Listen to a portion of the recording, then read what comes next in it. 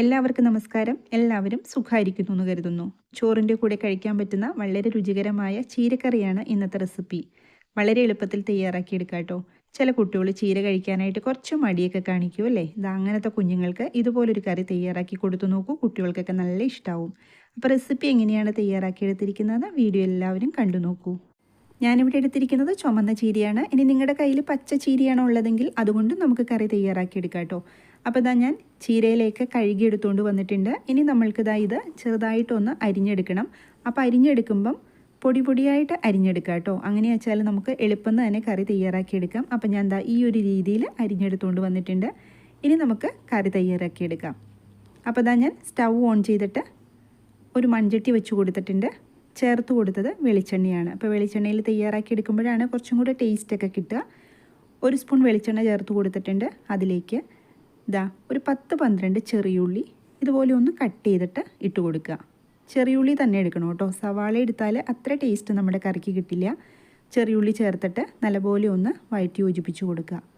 ഈ സമയത്ത് നമ്മുടെ വീഡിയോ കണ്ടുകൊണ്ടിരിക്കുമ്പം സബ്സ്ക്രൈബ് ചെയ്യാതെ കാണുന്നവരുണ്ടെങ്കിൽ ഒന്ന് സബ്സ്ക്രൈബ് ചെയ്ത് സപ്പോർട്ട് ചെയ്തേക്കണേ. ഇനി അതിലേക്ക് 2-3 വറ്റൽമുളക് ചേർത്ത് കൊടുക്കുന്നുണ്ട്. അപ്പോൾ വറ്റൽമുളകും കൂടി ചേർത്തിട്ട് ഒന്നും കൂടി ഒന്ന് വഴറ്റി കൊടുക്കുന്നുണ്ട്. ഇനി ഇതിനകത്തേക്ക് അരിഞ്ഞു വെച്ചിരിക്കുന്ന ചീര ചേർത്ത് കൊടുക്കുക. അപ്പോൾ നിങ്ങൾക്ക് എത്രയാണോ കറി തയ്യാറാക്കി എടുക്കേണ്ടത് അതനുസരിച്ച് വേണം ചീര എടുക്കാനായിട്ട്. ഈ സമയത്ത് ബെല്ലൈക്കൺ ഒന്ന് പ്രസ് ചെയ്തിട്ട് ഓൾ എന്ന ഓപ്ഷൻ എനേബിൾ ചെയ്ത് വെക്കണേ. അപ്പോഴാണ് ഞാനിടുന്ന വീഡിയോസിൻ്റെ എല്ലാം നോട്ടിഫിക്കേഷൻ കിട്ടുള്ളൂ. അതുപോലെ വീഡിയോ കണ്ടു കഴിയുമ്പം ഇഷ്ടമായാൽ ലൈക്കും കൂടി ചെയ്തിട്ട് ഒന്ന് സപ്പോർട്ട് തരണം കേട്ടോ. നല്ല പോലെ ഒന്ന് ഇളക്കി യോജിപ്പിച്ച് കൊടുക്കുക. ഈ സമയത്ത് തീ ഒന്ന് കുറച്ച് വെച്ച് കൊടുക്കുക. ഇതിപ്പോൾ നല്ലപോലെ ഒന്ന് വാടി കിട്ടിയിട്ടുണ്ട്. ഈ സമയത്ത് നമ്മൾ ഇതിനകത്തേക്ക് ഉപ്പ് ചേർത്ത് കൊടുക്കുക. ചീര ഒന്ന് വാടിയതിന് ശേഷം മാത്രം ഉപ്പ് ചേർത്ത് കൊടുത്താൽ മതി. നേരത്തെ ഉപ്പിട്ട് കൊടുക്കണ്ട കേട്ടോ. ഉപ്പും കൂടി ചേർത്തിട്ട് ഒന്നും കൂടി ഞാൻ ഒന്ന് വഴറ്റി കൊടുക്കുന്നുണ്ട്. ചീര പെട്ടെന്ന് തന്നെ നമുക്ക് വെന്ത് കിട്ടിക്കോളും. ഇതിനകത്തേക്ക് ഇനി വെള്ളമൊന്നും ചേർത്ത് കൊടുക്കണ്ട.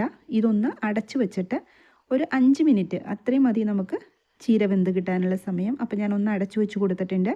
അപ്പോൾ ചീര അവിടെ ഇരുന്ന് വേവുന്ന സമയം കൊണ്ട് നമ്മൾക്ക് ഇതിനകത്തേക്കുള്ള അരപ്പ് റെഡിയാക്കി എടുക്കാം.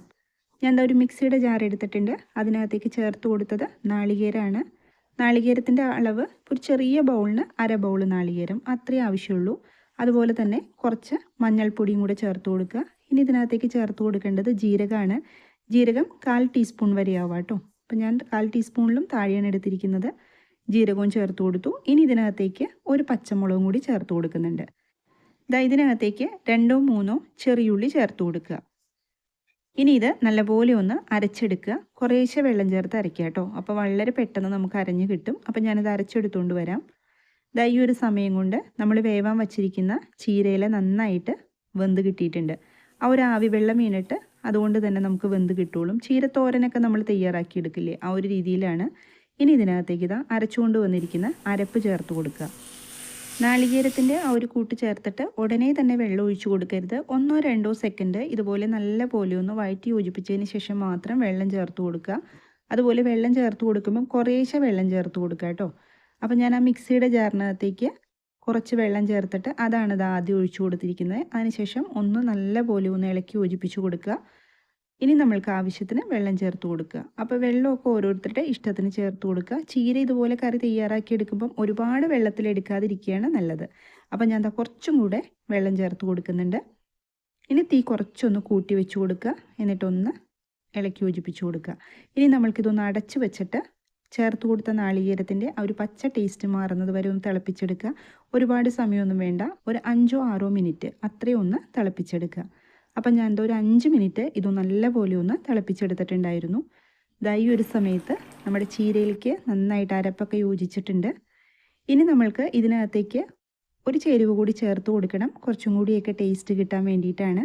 അല്പം മോര് ചേർത്ത് കൊടുക്കുമ്പോൾ കുറച്ച് പുളിയുള്ള മോര് നോക്കിയിട്ട് ചേർത്ത് കൊടുക്കുക കേട്ടോ. തൈരോ മോരോ ചേർത്ത് കൊടുക്കാം. അതും കൂടെ ചേർത്ത് കൊടുത്തിട്ട് ഒന്ന് ഇളക്കി യോജിപ്പിച്ചിട്ട് സ്റ്റൗ ഓഫ് ചെയ്ത് കൊടുക്കുക. അപ്പം മൺചട്ടി ആയതുകൊണ്ട് ഞാൻ സ്റ്റൗ ഓഫ് ചെയ്ത് കൊടുത്തിട്ടുണ്ട്. നിങ്ങൾ വേറെ ഏതെങ്കിലും പാത്രത്തിലാണ് തയ്യാറാക്കി എടുക്കണമെങ്കിൽ ഒന്ന് ചൂട് കയറിയതിന് ശേഷം മാത്രം ഓഫ് ചെയ്ത് കൊടുക്കുക. ഇനി കുറച്ചും കൂടെ ഉപ്പ് ചേർത്ത് കൊടുക്കുക. ആ മോര് ഒഴിച്ച് കഴിയുമ്പോഴാണ് നമുക്ക് ഉപ്പിൻ്റെ ആ ഒരു ബാലൻസ് അറിയാൻ പറ്റുക കേട്ടോ. ആദ്യം നമ്മൾ കുറച്ച് ഉപ്പിട്ട് കൊടുത്തിട്ടുണ്ടായിരുന്നു. മോര് കൂടി ചേർത്തിട്ട് കുറച്ചും കൂടെ ഉപ്പ് ചേർത്ത് കൊടുക്കുക. എന്നിട്ട് നല്ലപോലെ ഒന്ന് ഇളക്കി യോജിപ്പിച്ച് കൊടുക്കുക. ഇനി ഇതിനകത്തേക്ക് വറുത്തിടേണ്ട ആവശ്യമൊന്നുമില്ല. വളരെ എളുപ്പത്തിൽ തയ്യാറാക്കിയെടുക്കാൻ പറ്റുന്ന വളരെ ഹെൽത്തി ആയിട്ടുള്ള ചീര മോരുകറിയാണ്. അപ്പോൾ തയ്യാറാക്കി നോക്കാത്തവരൊക്കെ ഉണ്ടെങ്കിൽ തീർച്ചയായിട്ടും ഒന്ന് ട്രൈ ചെയ്ത് നോക്കൂ. തയ്യാറാക്കി നോക്കിയിട്ട് ഫീഡ്ബാക്ക് കമൻറ്റ് ബോക്സിൽ പറയണേ. ഇന്നത്തെ റെസിപ്പി എല്ലാവർക്കും ഇഷ്ടമായി എന്ന് കരുതുന്നു. മറ്റൊരു റെസിപ്പിയുമായിട്ട് വീണ്ടും കാണാം. എല്ലാവരും സന്തോഷമായിട്ടിരിക്കുക. Thank you.